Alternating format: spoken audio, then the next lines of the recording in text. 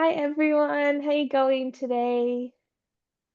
We'll give it a minute or so before we kick off. We've got a few more people just jumping into the Zoom call.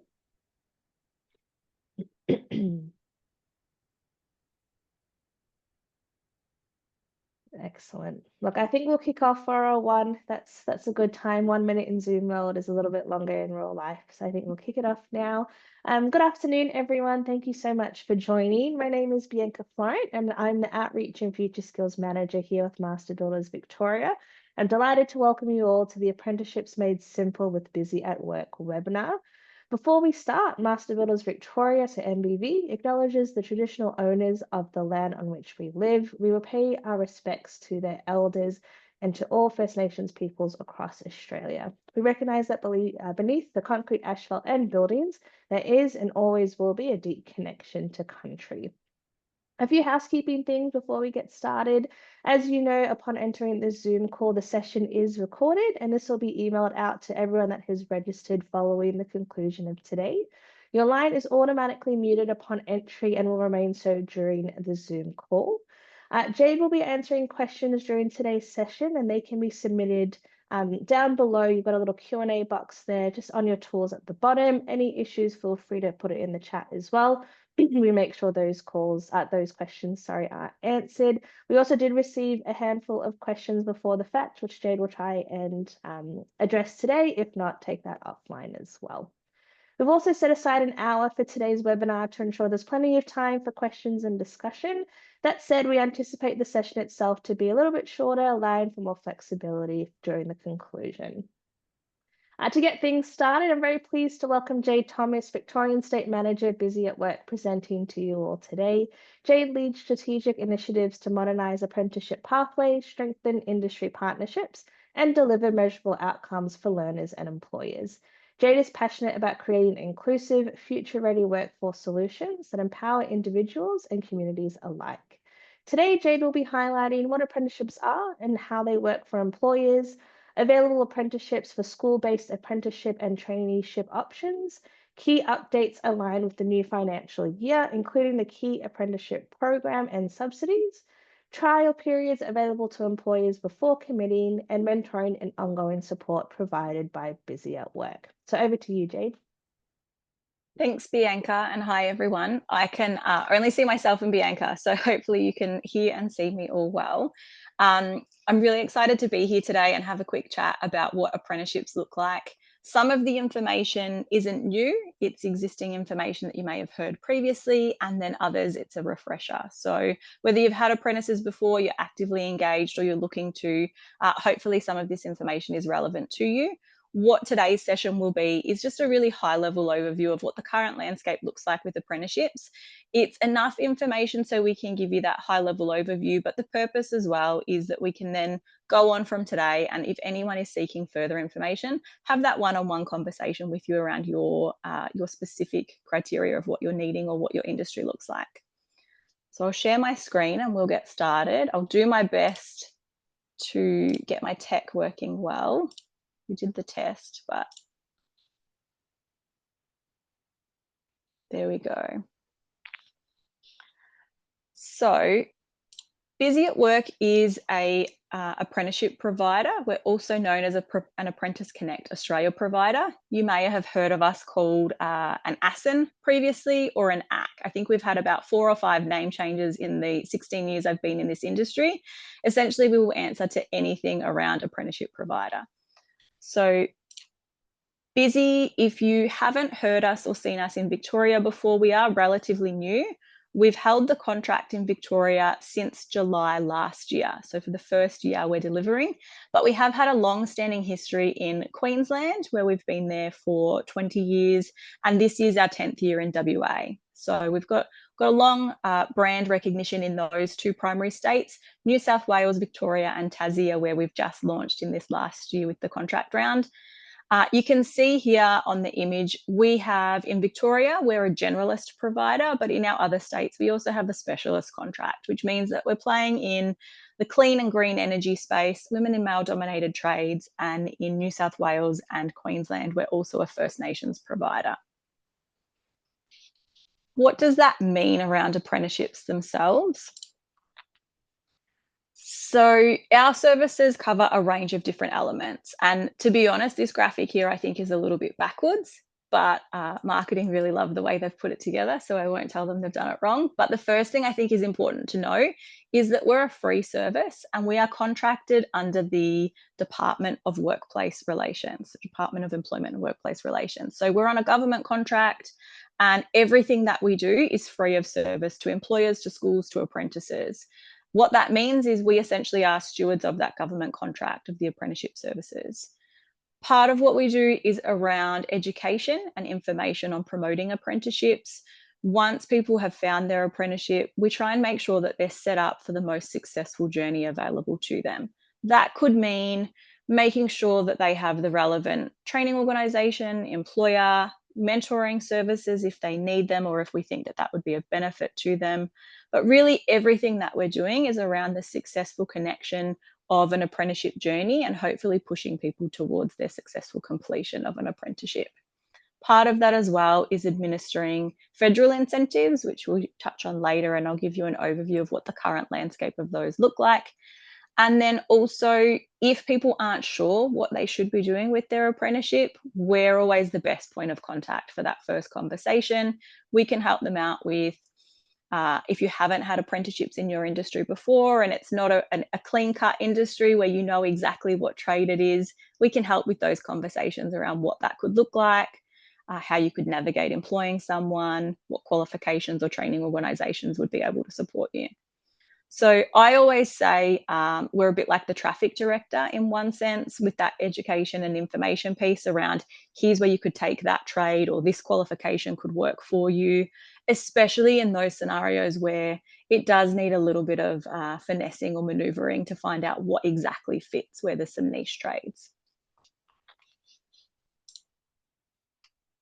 What I want to touch on first is just a little bit of a difference between apprenticeships and traineeships. We always call things apprenticeships and we reference everything as an apprenticeship. But when we say that, that does also include traineeships as well. And sometimes they're a little bit overlooked or they're forgotten about what's available in the space. So just to clarify, when we talk about our apprenticeships, that's obviously our skilled trades. Everyone's aware of most of those. We think carpentry, plumbing, painting, bricklaying, cabinet making, plastering. These are your skilled tradespeople qualifications, is what I would say. So they're usually 3 or 4 years long, depending on the qualification. Most of those are competency based trades, but they're very hands on primarily. When we talk about traineeships, there are also traineeships that are available within the construction industry that sometimes are overlooked. We tend to do the trade and then stop at the trade, and sometimes people do these qualifications privately but don't realize they could be completed as a traineeship. So these are things like your work health and safety qualifications, building inspector, so your diploma in building and construction, that can be completed as a apprenticeship pathway. It's classified as a traineeship, but it can be completed through that pathway, as well as things like your business administration. Typically, these are a shorter duration, so they might be 1 to 2 years, and they're less around that trade component and more on the back end work, but they are also pathways that are available.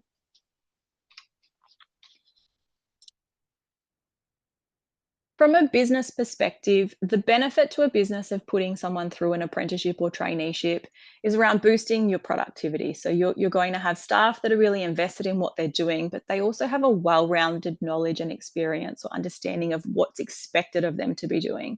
You're going to have someone who's really invested in the craft of the trade.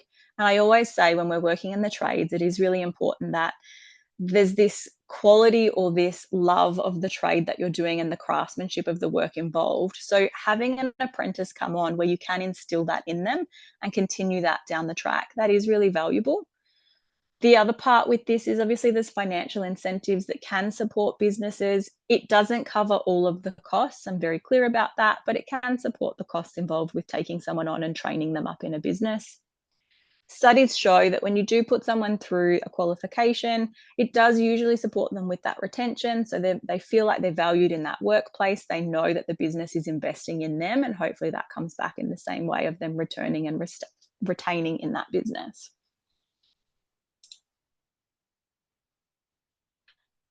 what the process to sign up apprentices at the minute looks like. It's a little bit different than it has in the past. So if you signed up apprentices 2-3 years ago, you might think, oh, it's slightly different now. There's a couple of steps that weren't there previously, and you're absolutely correct. So there's an assessment process that's now part of our contract that we undertake. That assessment process is completed for every apprentice, and that's really to determine if they need any assistance with mentoring or tutorial. And that helps us to shape a conversation with their training organisation around, okay, this person's identified maybe they need some help with numeracy. The RTO can then frame themselves to prepare the best experience for them. But another part of the assessment that we do is actually with employers. So if an employer is a new employer, or they haven't had an apprentice in 6 months, we have a very brief conversation with them just to gauge, is there any area that we can support with confidence in taking on an apprentice, clarifying the understanding of the expectations, or making sure that our mentors are there to support with the process.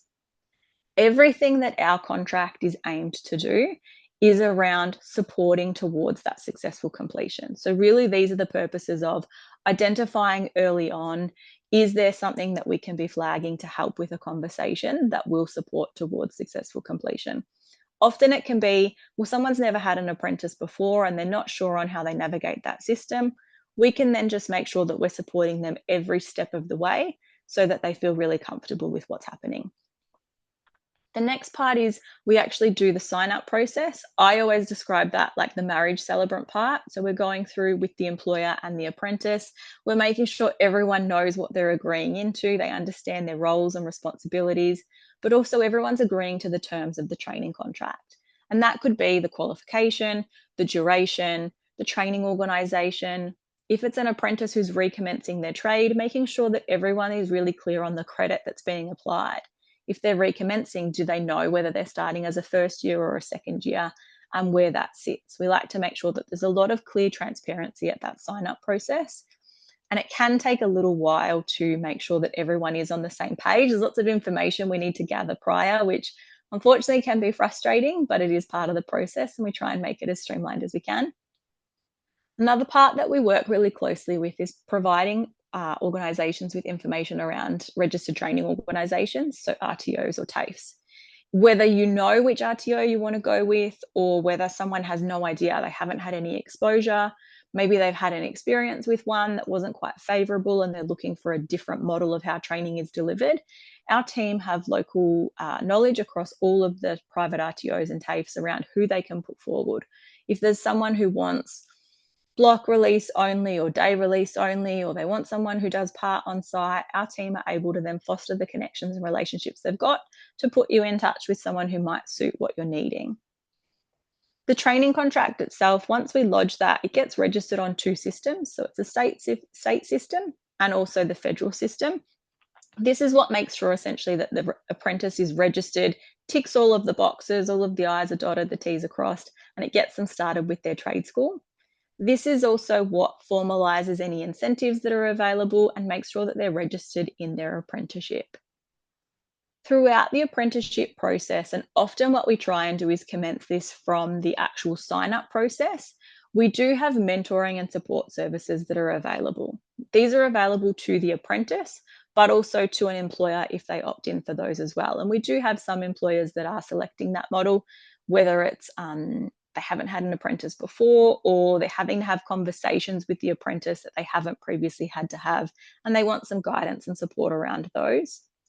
From an apprentice perspective, anyone who we can see, maybe they've left school early, they're really quite young, it's their first job, they've got multiple recommencements of their apprenticeship, we're flagging on that system that, look, this is someone who could maybe benefit from a little extra support from our team, and we step in with the mentoring services.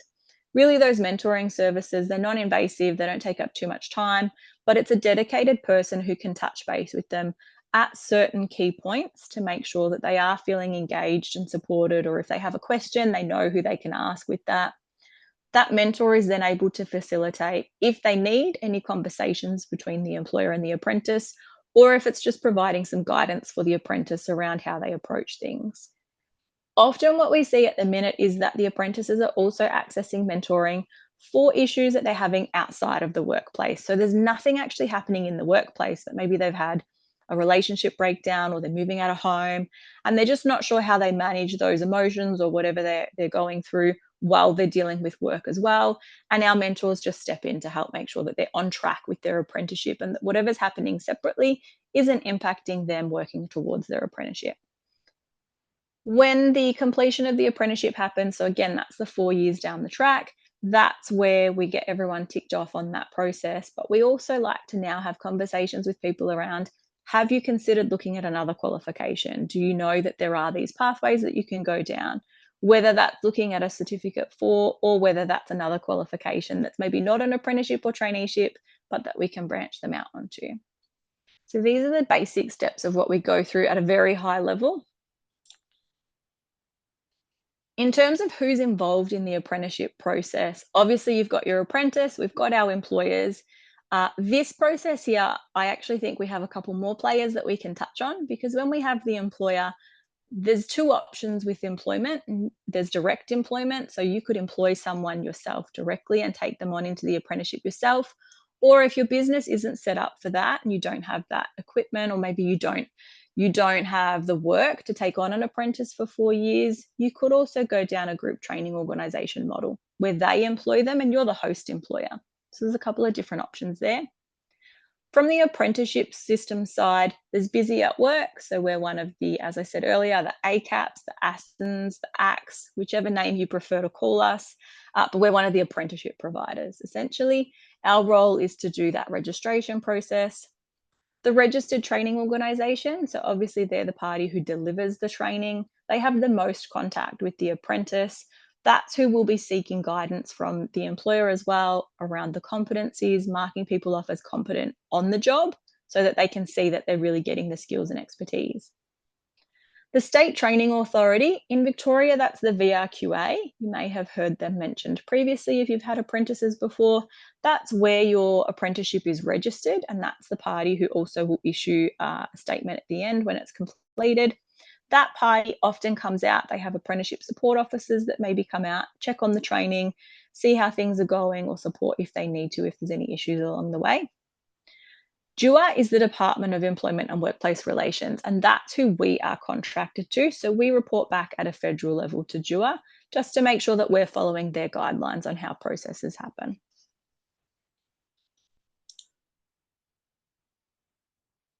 In terms of our support services that we have available, so we've got our mentoring team, which, as I said, they can manage things like workplace issues if it's clarifying workplace expectations. The big one that we get at the minute is we hear that people are on their phone often. But what is really interesting is we always ask, have you actually clarified with your apprentice what your expectation is for them around their phone? Because it's assumed that people know not to be on their phone at work. But with a younger generation that is on their phone often and that it is acceptable for them to be on their phone, they actually really clearly need to be spelled out. Okay, Max, I expect you not to be on your phone unless you're on lunch or you're on smoko. And once they're told that, they can stick with those guidelines. But what we're finding and our mentoring team are finding is if they haven't been told it really that clearly, they don't actually understand what that expectation is, because there's two different interpretations of what being on your phone too much is. So that's probably the main one we get at the minute. Any questions around fair work and things like that, our team can support to a degree. We send people across to Fair Work on where they can navigate any questions or queries around wages and things like that. But also what I would say is if you're a Master Builders member, and we've got everyone on here today, they do have an amazing team. It's the EIR team. I'm trying to make sure I don't get the letters backwards, but that's your employer industrial relations team that can provide you probably the best guidance around wages, salaries, if you've got any entitlements that are being paid. So that team can do that advice for you instead of navigating Fair Work yourself.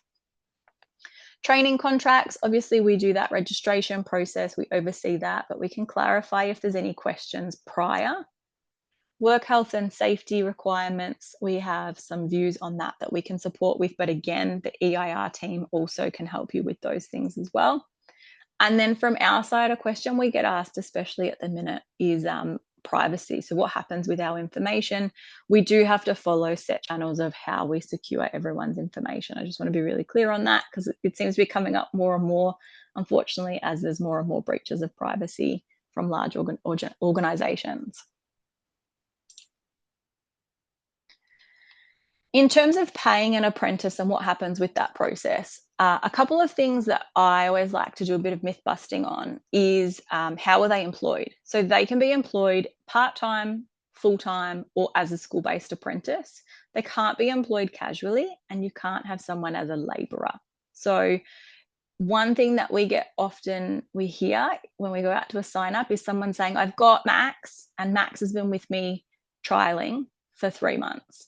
Max can't trial with you as an apprentice for 3 months under Fair Work. That's not actually appropriate. So in terms of a sign up for an apprentice, it's actually 14 days. You can sign up someone, you can trial someone for 14 days an apprentice. If after that you're still wanting to trial them, you would need to be paying them and employing them as a labourer. And obviously their wages need to be aligned with that correctly. If, however, you wanted to put them into their apprenticeship, that's the point where you would call us and we would do the sign up. And that would be, you can still pay them as the apprentice wages, but within their training contract, you actually have a 3-month probation period. So if you're not sure if Max is really interested in the trade that he's trialing with you on, or she's trialing with you on, you've got your probation period within your training contract. And often that gets overlooked and people delay the sign up process. But unfortunately, when you delay the sign-up process, it also has an impact on the employer and the apprentice. And the impacts can be they can't get into trade school, and some trade schools do have a significant wait time at the minute. So the earlier that you can get onto that, the better. It can also mean it's delaying your incentives and your apprentices' incentives because they fall due at 6 months. But if you've spent 3 months trialing someone, then it's actually going to be 9 months. And then the second part is you're playing a very risky game around wages and the salary of what you're paying people when it's not in line with Fair Work's criteria. So what we say is if you've got someone and you're trialing them, they do their 2 weeks max, and then you give us a call and we come out and we do the sign up. That way we can backdate it for that 2 weeks, but also you can make sure that you're capturing the 3-month probation period within their training contract and everything in their apprenticeship is ticking along. If you've got someone who you're taking on that is a recommencing apprentice as well, the other thing to remember is you'll bring them on full time, you bring them on as an apprentice, but also we would have a conversation with you around where they're sitting based on their credit. And that's where you would be looking at what their pay aligns with around their credit, and it's a competency trade or not. So you would then see what year they're at. Again, the EIR team can support obviously with those wages, but we can tell you how long they've been registered and where that sort of credit and time sits. Government support and incentives. I've got slides coming up on exactly what those apprenticeship incentives look like. The incentives at the minute are due to finish at the end of December. Now, whether they get rolled out and they continue on until the end of our contract, which at the minute we're contracted until the end of June, that may be the case, but I can only comment right now on these incentives up until December, which if I had more information, that would be great, but I don't. As soon as I get an update, we'll make sure that we share that with master builders so they can pass it on. But again, these are just what they look like currently. So from an employer's perspective, the incentives that are available are up to $5,000 for a priority qualification. Now, again, I can share some information after and I'll attach the priority list for you. But when you hear priority list, you are thinking carpentry, plumbing, electrical, painting, bricklaying, cabinet making. I can't think of any trade apprenticeship that actually isn't listed as a priority, which would come as no surprise because obviously we've got a shortage of qualified tradespeople here in Victoria. But most of those trades and your traditional trades that you're thinking of are on the priority list. If you've got someone full-time, there's 2 payments that are available to an employer. One is at 6 months, which is $2,000, and the second one is at 12 months, which is $3,000.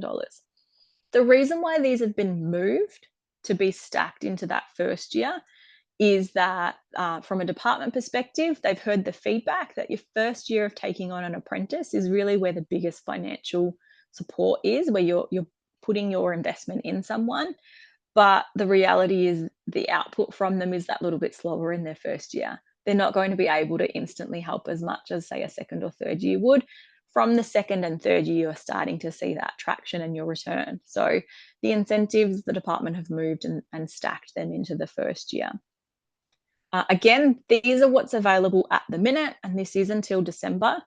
And I also just want to mention that these incentives are what are passed on by the department. So Busy at Work, while we're one of 4 generalist providers in Victoria delivering these services, we don't get an input into what these incentives look like.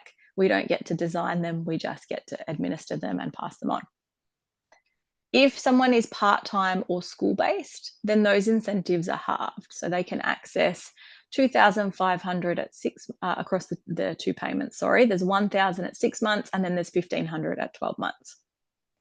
These payments are paid based on the effect date. So if someone started at part-time, but then they changed to full-time, that payment would be adjusted based on what their effect date is and what their employment status is at that effect date.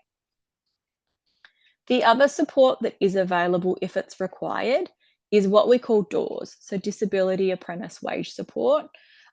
Essentially, that is a wage subsidy. If people go down that pathway, they do need to seek a medical assessment, but we can support and provide some further information with that. It's not one that's highly utilised, but it is something that is available. Employers can seek that wage support payment on a weekly basis, and then there's additional funding available for mentoring and tutorial support to a training organisation. Happy to discuss that separate with anyone who may want to look at that. The other thing to remember is if you're taking on an apprentice who is recommencing their apprenticeship, there is payroll tax available. And this is something that it's specific to Victoria for recommencing apprenticeships. Every state has their own different setup on how they operate. But this is probably one of the most underutilized things that people don't realize. So if you've got a recommencing apprenticeship, you've taken on a second year or first year, who's already started, make sure you're chatting to your accountant to see, are you accessing that payroll tax rebate for them? In terms of financial support for apprentices, there's a couple of different payments available. Now, this can start to be a little bit of a contentious subject, I know, and I just want to stress that, again, Busy at Work don't get to design these incentives. We do just administer them. For a standard apprentice, they're eligible for up to $5,000, and that's split across 4 payments. If they're part-time or school-based, that's $2,500, again, split across 4 payments, across the 2 years. If they fall into the Key Apprenticeship program, however, so the Key Apprenticeship program was launched in July. It's a combination of both the clean energy, so clean energy payments have been around for a little while, but now they've introduced the housing and construction apprenticeships, and they've rebranded that as the Key Apprenticeship program. We call it CAP because in our industry we love an acronym. If they're aligning with the CAP program, then the apprentice can access up to $10,000 potentially. So this is the purpose of this is to try and attract more people into the trades and the trades that we really are needing for our economy. So we have a housing shortage. We need more people to be supporting with building the houses. They're trying to increase and attract people to do the trades. One of the feedback that the department have received is that people weren't interested in undertaking trades because, unfortunately, the apprentice wages, they are significantly lower in those first few years. Some people just couldn't afford it. So the intention of the CAP program is that it will support apprentices with those first 2 years of their wages where they are that little bit lower. That's the intention. And they're hoping that they'll attract more participants to go through that program. Apprentices, however, can attract potentially up to that $10,000 if they fall into those qualifications. And I've got on the next page a couple of lists, a couple of trades that do fall into those qualifications so you can see them. The other thing that apprentices are able to attract if they want is a support loan. So the support loan is optional for them. They don't have to take it, but bearing in mind, if they do take the loan, it is a loan. They do have to repay it. So we always remind them of that. Again, this is support that's available to them. Maybe if they need to purchase a car or something, they could utilize this. They're monthly payments though, so it's not like they're given a lump sum of the payment. The Key Apprenticeship program, some qualifications that fall under that. So your bricklaying, your carpentry, Building inspector, so that's the diploma qualification I was talking about earlier. That falls into CAP. If you're looking to upskill some of your staff, maybe some supervisors, you can do that through an apprenticeship pathway, and an employer and an apprentice can both attract some incentives for it. Whereas previously, people were majority doing that privately without realizing that both the apprentice and the employer could benefit from it. Cabinet making, construction estimator, painting, electrical, plumbing, plastering, roof tiling, landscape gardener. All of these where they are building domestic residences, and that includes aged care residences or townhouses or things like that. They all fall in line with CAP. Part of the assessment process is we have a conversation at sign up to determine, are you working in that CAP space, and would you then fall in line with those incentives? For apprentices, if they are living away from home, and I'll very briefly touch on this, if someone's moved to take on their trade, there's an option available to them for living away from home allowance. Generally, this is only impacted for our regional apprentices. So if anyone here is regional, we can also have a discussion around how your apprentice can be supported financially if they need to.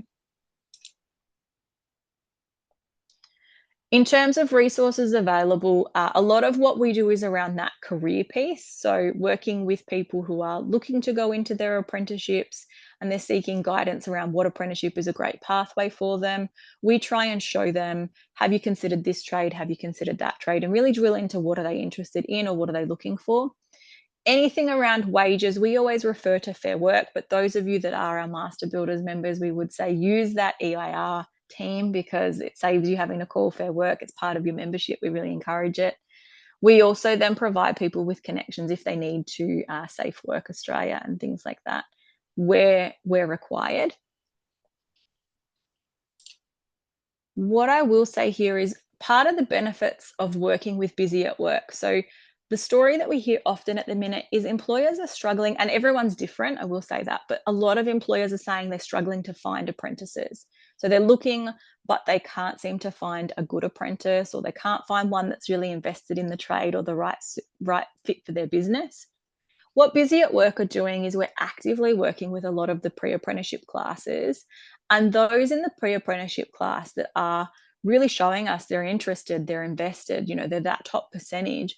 We're working with them to collect their resumes and then put their resumes in front of our employers where we know they're looking for an apprentice, but maybe they don't have the time to put up their ad for their apprenticeship vacancy, or they've put up the ad, but they've been inundated with hundreds of people that aren't really appropriate for them. So we're trying to connect the pre-apps or apprentices who have cancelled out of their apprenticeship that are seeking a new employer. We're trying to really bridge that gap and support with that connection. If you fall into that category where you're looking for an apprentice, but you actually don't know where to look or you're having no luck, my details are all at the end, but you can reach out to us and we will support with that process as much as possible as well. Part of the other process that we're working really thoroughly on at the minute is conversations around what apprenticeship programs could look like. So often people know the basics of it, the main trades that we get asked about, and the biggest apprenticeship numbers month after month after month are carpentry, plumbing, and electrical. But we always look at conversations around the other trades and how can we promote these other trades? How can we have a look at what qualification can fit into your business, or have you considered this? Have you considered that? So we really try and make sure that we're tapping into all options available. Another part of what we work on and what we're supporting with is the technical support around managing the ADMS system. So if you currently have apprentices, you might know the term ADMS, you might be flinching, you might be starting to have your eye twitching. It's a difficult one to navigate if you're first starting, but our team are happy to support with that and make sure that we can help you get logged onto that. Even if you're not with us to a degree, we can, it's a little bit limited, but we can help you out with how you can get onto that system and try and navigate that process because it's a little bit complex. The purpose of Busy, and I guess one of the main things that we look at is we've been around for over 45 years. We're really invested in empowering the trades and apprenticeship careers. I love data, and I always look at what percentage of our signups and of the work that we do every year is with small businesses and people who are taking on 1 to 2 apprentices. It's over 50%. It's up around 58% at the minute of our business that is small business, taking on 1 or 2 apprentices. And I think it's really important to see and understand the value of that, the value of what investing in your trade and the craftsmanship of your trade and passing that on to someone, how important that is. So any way that we can support with that, as it says on here, we've got a team across multiple states, but in Victoria in particular, we cover the whole state of Victoria, and we're really invested in how can we support apprenticeship pathways, building those people's careers, and supporting your business with passing on your trade. I've popped up here our direct line, so the 13 busy number, which takes you through to our call, our contact centre, and that can loop you through to Victoria. But I've actually also put our Vic admin email on there, so if you have any queries about current apprentices, you can ask the Vic admin team. The other part I've got is my direct contact details. So from today, I'm happy to have a conversation. If it's not me, it would be one of my local field officers or my team leaders. But if you have a question that we can't answer today, or you want to have another follow up and you want to learn more about apprenticeships direct for your business, you've got my direct details. Flick me an email, give me a call, send me a text, and I'm more than happy to have a conversation with you. What I'll do is I'm sure that I knew I would run early because I can't talk I mean, I will talk for an hour, but I don't need to talk for an hour. But I'll end it there and I'll stop sharing my screen. And if there's any questions, I'm more than happy to answer them. We did get some through early, which was great because they were quite specific. So I could reach out to those people direct and talk about their scenarios one on one, which was really great. But if there's anything else that I can touch on, I'm more than happy to. Beautiful. Thank you, Jayde. I might jump in there. I can't see any questions in the question box at the moment, but maybe we'll give it a minute or so, just for people to input them if they have any. But awesome that you've got your contact details there, part of the post-event EDM as well. We will include Jayde's contact information. So again, please access her as you need, or she'll even direct that within her team as well. So that's really useful to have. Look, I think, Jayde, your presentation was so informative that not a single participant has a question for you. So it means you've done your job very, very well, which is excellent. We love that. If there is questions after, though, you will have my details. Yeah. So by all means, reach out. Exactly right. Excellent.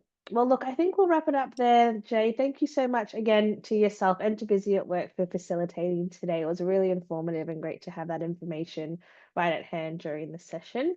This now actually formally concludes our webinar. And as Master Builders Victoria, we're always interested to hear any further topics that you'd like MBV to explore. So feel free to get in touch with us and make your suggestions. We're more than happy to take that on board. But again, thank you to yourself, Jayde, and Busy at Work, and thank you to everyone that joined us here today, and we hope to see you again in the future. Thanks, everyone. Bye.